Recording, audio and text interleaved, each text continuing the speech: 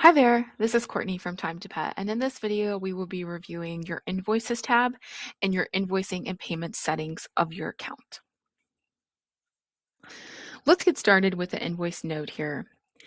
The Invoice Node allows you to create a default invoice note that will be automatically added to the bottom of all new invoices. Many businesses will use this to share their billing policies or to thank their customer for their business. Please note that this is not the message used for invoice emails. The invoice email message can be personalized in your company settings under the Messaging tab. Invoice due date. All new invoices will use these rules to set the due date of that invoice. This is the default setting for all clients.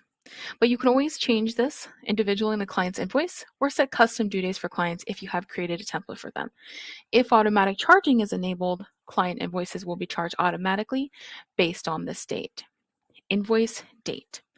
All new invoices will use these rules to set the invoice date of that invoice. This is simply the day your invoice is dated for and does not affect the payment due date. Popular options here are including the creation date of the invoice or date of the first service.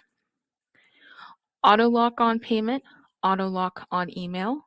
When enabled, Time to Pay will automatically lock an invoice as soon as the invoice has been emailed to or has been paid by the client.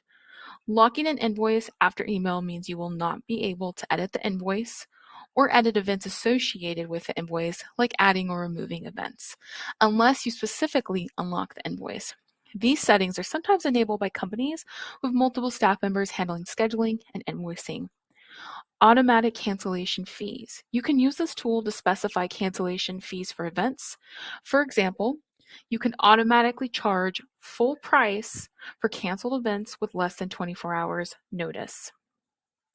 Please note that if you ever need to override this automatic cancellation fee, you can always do so when processing your client's cancellation request.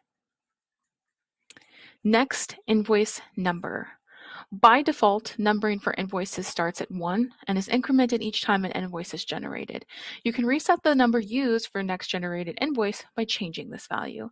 For example, if you set this to 1,000, the next invoice you generate will be 1,000, the invoice after that 1,001, and so forth. Thanks for watching. Please don't hesitate to reach out with any questions to support@timetopet.com.